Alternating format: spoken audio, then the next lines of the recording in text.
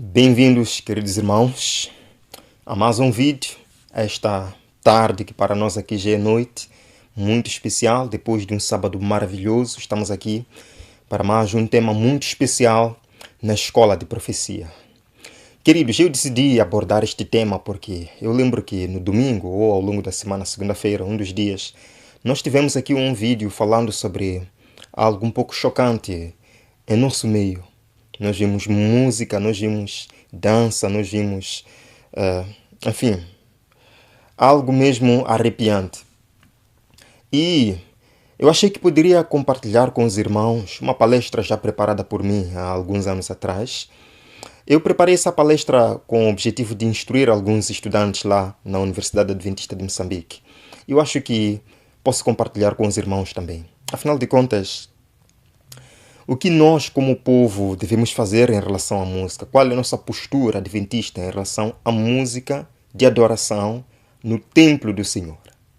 Este vai ser um tema muito importante e convido vocês a acompanhar até o final para que não cheguem a decisões ou a conclusões precipitadas, certo? Então, convidamos aqui a presença do Senhor para nos instruir neste estudo super importante. Vamos orar? Querido Pai, muito obrigado pelo sábado e porque mais uma semana está a começar. Queremos louvar e exaltar Teu nome e queremos convidar a Sua presença neste lugar, a fim de nos instruir na compreensão deste tema muito importante. Em nome de Jesus. Amém. Amém. Queridos, a música contemporânea e sua influência no meio evangélico, nós diríamos, e sua influência na igreja, de uma forma mais abrangente. Agora, quando falamos sobre esse tipo de assunto, sempre vem aquela briga entre os irmãos. Não, nós temos que fazer dessa forma. Não, tínhamos que fazer daquela forma. E parece não ter solução, quando na verdade existe a solução. A palavra de Deus nos dá a solução. O espírito de profecia amplia o que a palavra de Deus nos ensina. Portanto, não devíamos estar discutindo diante de coisas tão claras. Mas, quanto a este assunto, existe o pensamento humano, aquilo que o ser humano diz. Ah, tudo bem, na minha opinião, eu acho que isso é o pensamento humano. Temos aí o pensamento de Deus, aquilo que Deus diz, que a palavra de Deus diz. Temos também o pensamento oficial da Igreja Adventista. Claramente que o pensamento oficial da Igreja Adventista é o pensamento de Deus, pois se baseia na palavra de Deus, certo? Vamos ver aqui um exemplo de pensamento humano quando se trata de música e adoração no meio protestante, no meio evangélico, no meio adventista. Vamos apresentar aqui esta citação, vocês podem encontrar neste site, está aqui neste site. É dito o seguinte: não percam tempo tentando adivinhar o gosto de Deus ou tentando criar a música santa ou separada do mundo.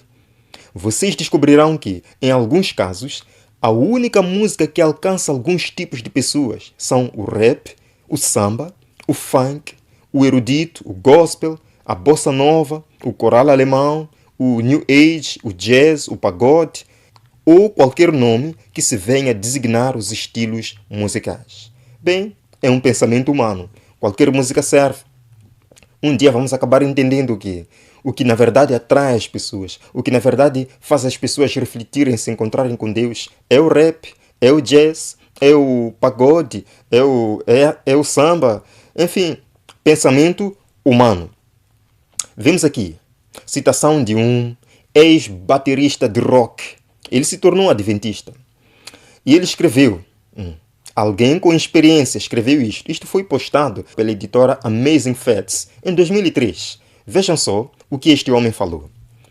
Muitos acreditam que a única maneira efetiva de alcançar a nova geração é incorporar a música rock e a bateria no serviço de adoração. Ele diz: sei por experiência que tal pensamento é errado. Quem está dizendo isto? Um experiente na matéria. Um ex-baterista de rock. Ele diz: sei por experiência que tal pensamento é errado. Querer atrair jovens para a igreja usando música rock, usando música dançante, usando música com bateria, é errado, diz ele.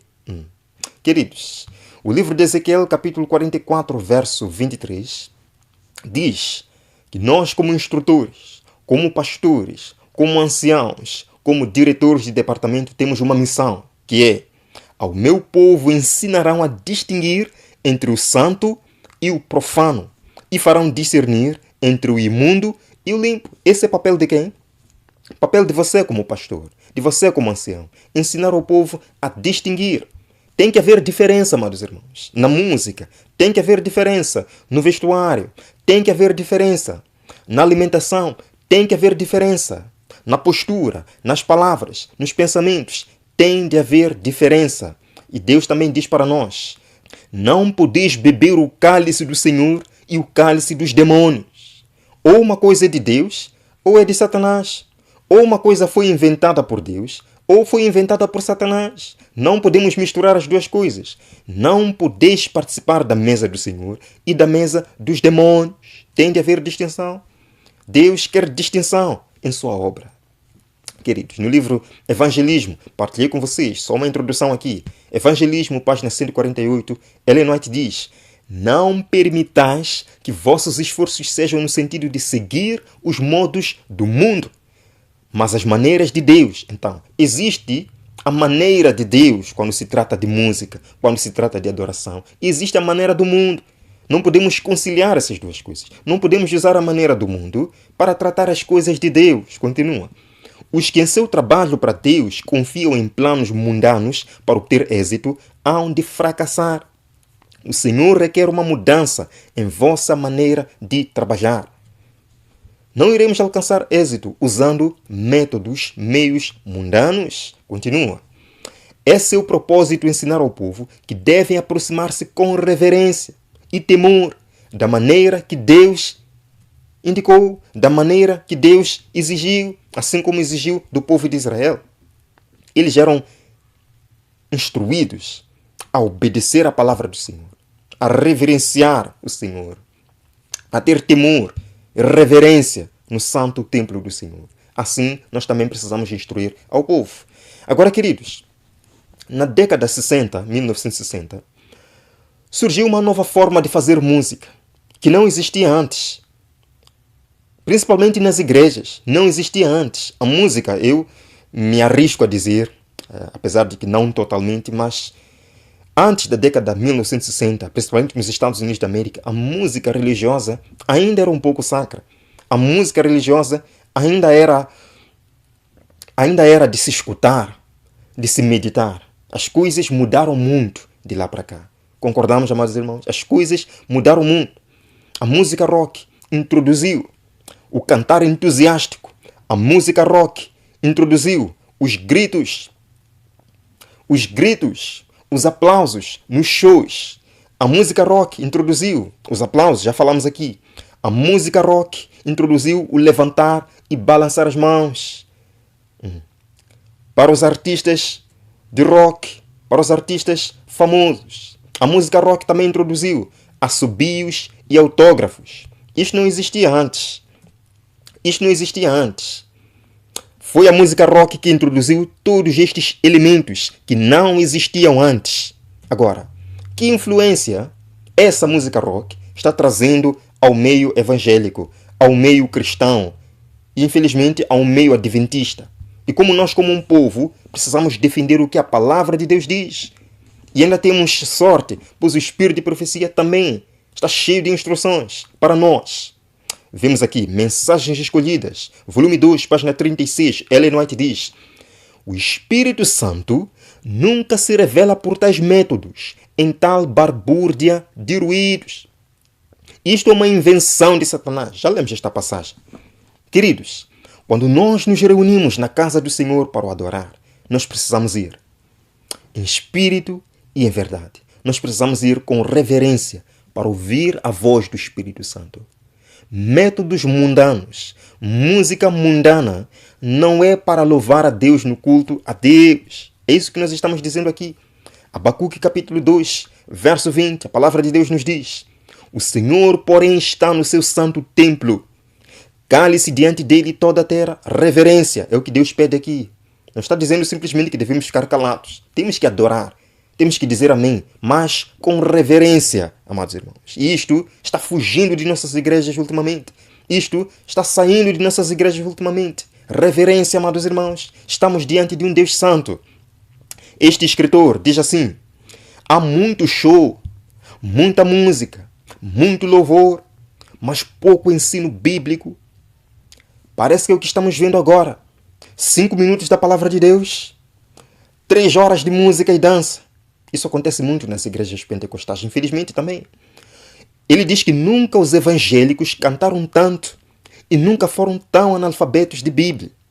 Nunca houve tantos animadores de auditório e tão poucos pregadores da palavra de Deus. Ele diz que quando o Espírito de Deus está agindo de fato, ele desperta o povo de Deus para a palavra. Não é um adventista que está escrevendo isto. Quando o Espírito de Deus está atuando de verdade nesse lugar, ele leva as pessoas para a Bíblia. Não para a euforia, animação, transe. Não, o Espírito Santo não trabalha dessa forma. Queridos, muitas vezes nós pensamos que cultos animados, com cantores famosos, com música maravilhosa, é a solução para a mornidão na igreja. Vamos mudar as coisas. Vamos deixar de lado os hinários antigos. Vamos agora pegar as músicas mais animadas, músicas mais comoventes, para atrair mais jovens, para ver se os irmãos perdem o sono no meio do culto. Será essa a solução, amados irmãos? Será esta a solução? Lemos aqui uma passagem. Como importante parte do que pensam ser a solução contra a mornidão, os cultos da mocidade aposentam os hinários tradicionais e começam a adotar instrumentos e músicas dançáveis. Abandonamos os hinários tradicionais, que concentram nossa mente na mensagem, e adotamos as músicas dançantes, as músicas modernas. E ele diz: o diagnóstico da tepidez foi certo. Sim, há problema de mornidão. O diagnóstico foi certo. Mas o remédio é errado. Não é a música dançante que vai resolver isto. Os resultados são enganosos, meramente exteriores e satisfatórios à carne. Sim, à carne, sobre o disfarce da religiosidade. Talvez consigamos melhorar a mornidão, mas será um reavivamento aparente. Queridos irmãos, o reavivamento verdadeiro acontece aí, na sua casa, no seu quarto, você com Deus. E quando você estiver firme em Jesus, quando você estiver reavivado, na igreja ninguém vai precisar dizer: irmão, canta, irmão, levante. Você louvará o seu Deus. Por quê? Porque o seu reavivamento começou lá em casa. Vamos ver agora, amados irmãos, que os efeitos de um estilo de música sempre existem, apesar das circunstâncias. Alguém pode dizer: tudo bem, eu sei que a música rock é um pouco pesada, foi criada pelos satanistas, mas quando eu trago na igreja, claro que não é para exaltar os satanistas, isso vai ter um efeito diferente. Será? Será? Queridos, os efeitos de um estilo de música sempre existem, apesar das circunstâncias. Foi criada lá pelos satanistas com um objetivo. Vai ter o mesmo efeito aqui, quando você traz na igreja. Queridos irmãos, sim, vai ter o mesmo efeito. Você pode pegar uma música do inário, bem cantada, com uma mensagem maravilhosa, tremenda, que leva as pessoas a Cristo, para esses shows de rock lá fora. Veja se eles vão aceitar isso. Eles não vão aceitar. Não vão aceitar. Agora, por que nós temos que pegar isso e trazer para a igreja? Queridos irmãos, lemos uma passagem aqui. As 3 ondas do pentecostalismo têm se caracterizado, entre outras coisas, por introduzirem nas igrejas formas litúrgicas que antes caracterizavam os espetáculos mundanos. Quais são as características do pentecostalismo atual? Introduzir nas igrejas formas litúrgicas que antes caracterizavam os cultos mundanos, os espetáculos mundanos. Continua. Estas mudanças têm sido tão tremendamente intensas, profundas, militantes, que parece que todas as igrejas já estão sob algum grau de influência das mesmas. Isto não está acontecendo só na igreja adventista, em todo lado. Mas nós temos luz, amados irmãos, para permitir que coisas assim aconteçam. Queridos, vamos lá falar aqui sobre as palmas no contexto de música de adoração. Este é um ponto muito interessante que tem se debatido muito. O que dizer das palmas, aplaudindo, usando as palmas para acompanhar música na igreja. Vamos lá, a palavra de Deus aqui vai nos explicar um pouco. Existem algumas palavras hebraicas, eu não sou teólogo, não irei pronunciar corretamente essas palavras. Com certeza vocês vão encontrar teólogos que vão pronunciar corretamente, mas são essas palavras sim. Temos, por exemplo, a palavra kapak, temos a palavra taka, masha e naká. Vamos lá ver uma por uma. Será que Deus em algum momento autorizou que a gente usasse as palmas para acompanhar música dançante nas igrejas? Vemos aqui, a palavra kapá significa bater as palmas em demonstração de desagrado. Lá no Antigo Testamento, quando as pessoas ficassem tristes, desagradadas, ficassem indignadas, ou se estivessem sendo punidas, elas batiam as palmas. E a palavra hebraica para isso é kapá. Batiam as palmas em sinal de desagrado. Temos aqui alguns exemplos na Bíblia. Jó, capítulo 27, também Lamentações, capítulo 2, verso 15. Por exemplo, Jó diz, à sua queda lhe batam palmas. Qual é a palavra usada aí? Kapá. Lamentações também diz, todos os que passam pelo caminho batem palmas, assobiam e meneiam a cabeça. Quando eles olhavam para uma cidade destruída, eles batiam palmas e lamentavam. Temos aqui outra palavra hebraica para palmas, que é taka.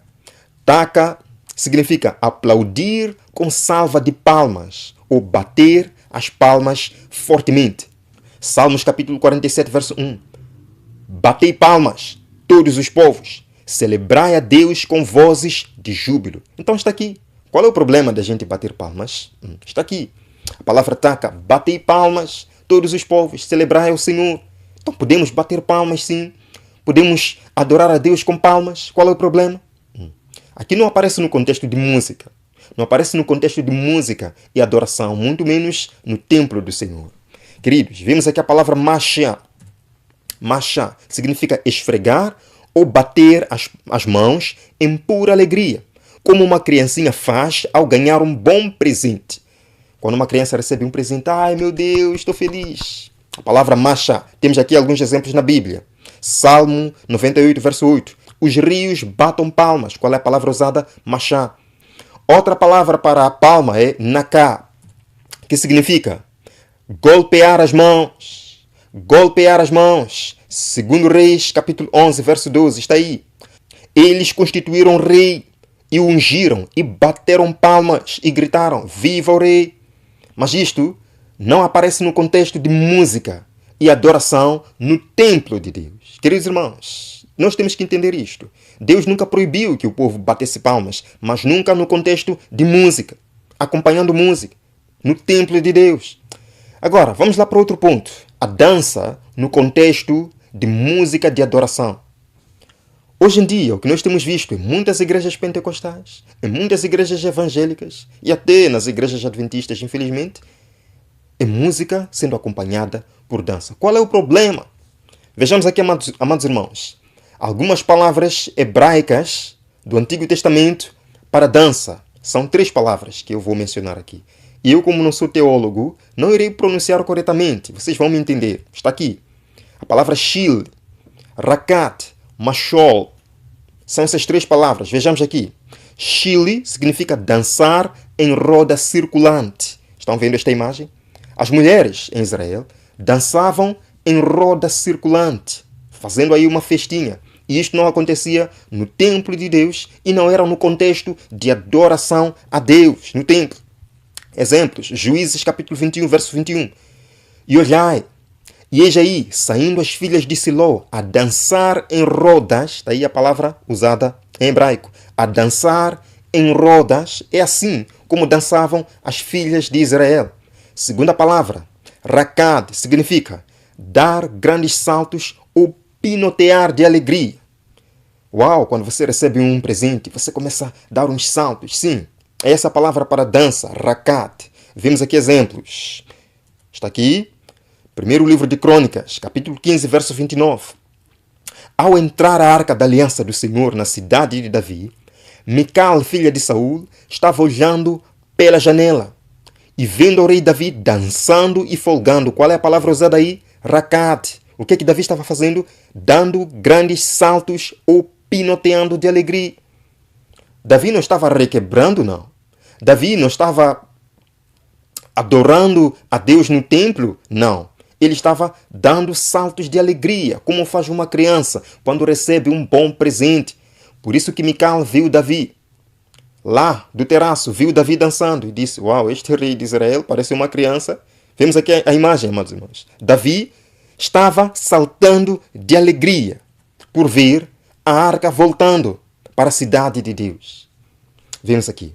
A palavra hebraica utilizada neste texto é rakat. Esta palavra quer dizer literalmente saltar ou pular. Davi não estava se mexendo de forma sensual, adorando a Deus no templo, não. Ele estava saltando de alegria. De fato, a Bíblia na versão Almeida, revista e corrigida, descreve o evento da seguinte forma: e Davi saltava com todas as suas forças diante do Senhor. Sim. A versão Almeida, revista e corrigida diz: Davi saltava de alegria diante do Senhor. Mas hoje nós vemos dança nas igrejas. Nós vemos coreografias nas igrejas. Nós vemos show de música nas igrejas. Vemos grupos cantando, dançando, louvando ao Senhor. Será isso que a palavra de Deus nos ensina? Não seria uma interpretação errada do texto bíblico? Vimos aqui alguns exemplos.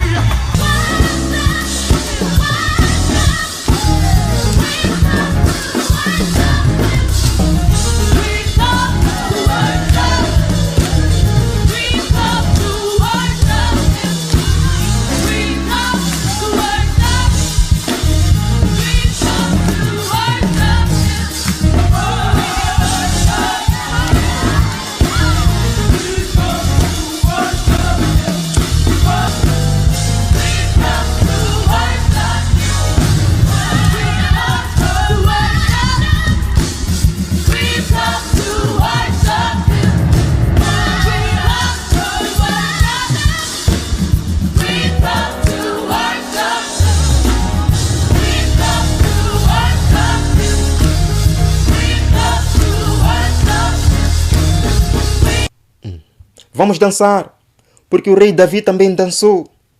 Quando o Espírito de Deus se move em mim, eu danço como o rei Davi. Vemos aqui, Ellen White diz: a dança de Davi em júbilo reverente perante Deus tem sido citada pelos amantes dos prazeres para justificarem as danças modernas da moda. Mas não há base para tal argumento. Não há base para tal argumento. Você não pode pegar o exemplo de Davi na palavra de Deus e dizer: igreja, vamos dançar, está aqui Davi. Davi dançou perante o Senhor. Não, Davi não dançou no templo. Ele estava saltando de alegria. Ela diz: música e dança em jubiloso louvor a Deus por ocasião da mudança da arca não tinham a mais pálida semelhança com a dissipação da dança moderna. A primeira tendia à lembrança de Deus e exaltava seu santo nome. A última é um ardil de Satanás para fazer os homens se esquecerem de Deus e o desonrarem. Queridos irmãos, quando a gente introduz dança na igreja, nós estamos desonrando a Deus. Está dizendo aqui o Espírito de profecia. Estamos desonrando a Deus e o Espírito Santo sai desse lugar. O Espírito Santo sai desse lugar. E quando o Espírito Santo sai, quem é que vem? Os demônios caídos, queridos irmãos. Ao meu povo ensinarão a distinguir o imundo do puro. É nosso dever como líderes ensinar ao povo, tirar isso de nossas igrejas. Vemos aqui Jó, capítulo 21, verso 11. Mais um exemplo. Deixem correr suas crianças como a um rebanho e seus filhos saltam de alegria. É a palavra racat. Saltar de alegria. Não é dançar. Não é mostrar gestos sensuais na igreja. Não é isso que a palavra de Deus nos diz. Saltar de alegria. E não no templo do Senhor. Não no santuário do Senhor. Eclesiastes 3, verso 4. Tempo de chorar e tempo de rir. Tempo de prantear e tempo de saltar de alegria. Qual é a palavra usada aí para saltar de alegria? Racat. A mesma palavra que é usada para dançar é saltar de alegria. Sim, salte de alegria aí na sua casa. Louve a Deus. Salte de alegria. Nos casamentos, nas festas. Mas no templo do Senhor. No templo de adoração ao Senhor. Não, nós não podemos fazer isto. Mas então, Miriam. A Bíblia nos diz que Miriam, quando atravessaram o Mar Vermelho, começaram a tocar tambores e as mulheres dançaram. Moisés não as criticou. Qual é o problema então de dançarmos e louvar ao Senhor na igreja? Primeira coisa, amados irmãos, nós devemos entender de onde é que vinham essas mulheres com Miriam. Onde é que essas mulheres nasceram? Elas nasceram onde? Nasceram no Egito. Elas aprenderam aonde isto? Aprenderam no Egito. Elas tiveram um tempo de estudo bíblico? Não tiveram um tempo de estudo bíblico. Queridos irmãos, lemos aqui. Devemos notar que a dança de Miriam e das outras mulheres reproduz uma prática da época. Pode-se argumentar, inclusive, que esta era uma prática oriunda do Egito, de onde haviam acabado de sair. Não tiveram tempo de instrução. Não tiveram tempo de instrução. Acabavam de sair. As instruções foram dadas em Levítico, Deuteronômio. Antes disso, Moisés ainda não havia dado instruções para a nação. Vemos.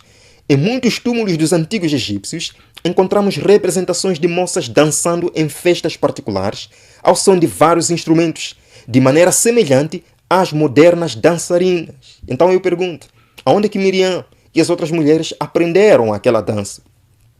Claro, de onde acabavam de sair? Do Egito, certo? E Deus não as criticou. Deus não zombou delas. Deus não mandou descer fogo do céu. Deus deixou. Elas podiam fazer aquilo. Estavam demonstrando sua alegria. Mas aquilo não acontecia no santuário? Não acontecia no templo? Queridos irmãos, temos que fazer diferença. Vemos aqui as imagens das mulheres egípcias dançando. Vemos aqui outra. Sim, as mulheres egípcias dançavam da mesma maneira que nós vemos hoje nas igrejas. Da mesma forma que nós vemos hoje. Queridos irmãos, há evidências de que a dança era praticada por mulheres em comemoração de vitórias militares também. Quando voltavam de uma batalha vitoriosos, as mulheres saíam, dançavam em roda circulante para receber os seus maridos, os seus pais, os seus irmãos. Sim, primeiro livro de Samuel 18, verso 6.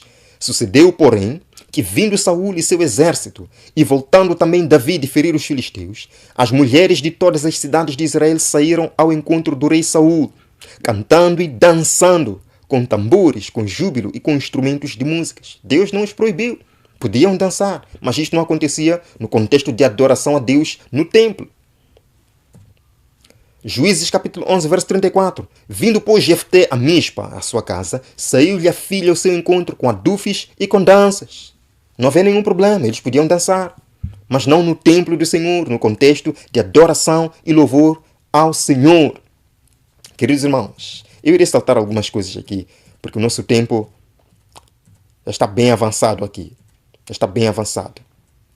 Queridos, a dança nunca foi um meio de adorar a Deus, mas sim de entreter o homem e de exteriorizar a sua alegria. Vemos, por exemplo, aqui está o rei Herodes, quando deu um banquete. Alguém foi lá e dançou. Está aqui, Mateus 14, verso 6. Ora, tendo chegado o dia natalício de Herodes, dançou a filha de Herodias diante de todos e agradou a Herodes. E qual foi o resultado daquilo? A cabeça de João Batista foi ao prato. Queridos irmãos, a dança na Bíblia está sempre ligada com regozijo. Veja aí, é o dicionário bíblico adventista do sétimo dia. É a igreja oficialmente que está falando isto. A dança na Bíblia está sempre ligada com regozijo.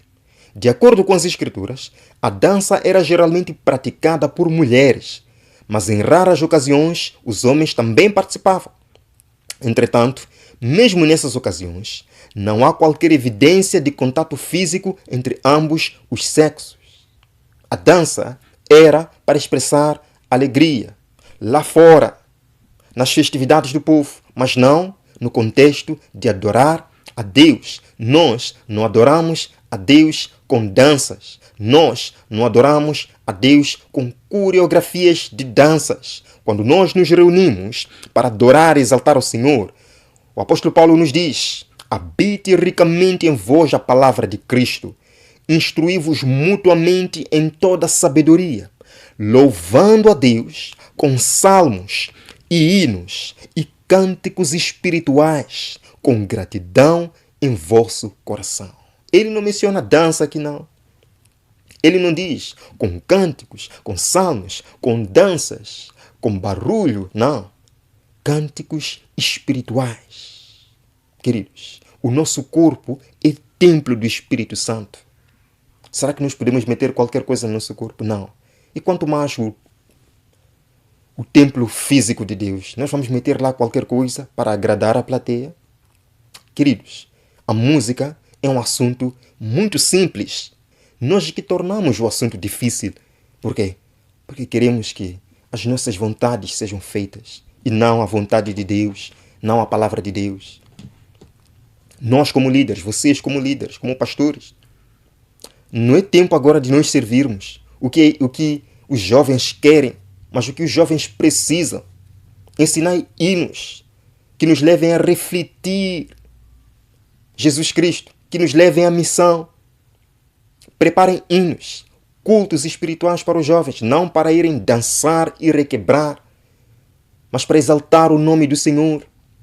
Meus amados irmãos, vocês lembram da história de Eli, o sacerdote Eli? Ele deixava os seus filhos fazerem o que queriam no templo. São os meus filhos amados. Eu não posso falar para eles, senão eles vão se zangar comigo. Ele acabou sendo punido com os seus filhos. O templo do Senhor é um lugar sagrado. A casa do Senhor é um lugar sagrado. E se nós, como líderes, não fazemos nada para instruir os jovens a respeitarem a casa do Senhor, nós podemos ter problemas. Porque Jesus Cristo não mudou. Ele ainda é um Deus santo, um Deus perfeito, um Deus que quer que obedeçamos a sua vontade, não a nossa.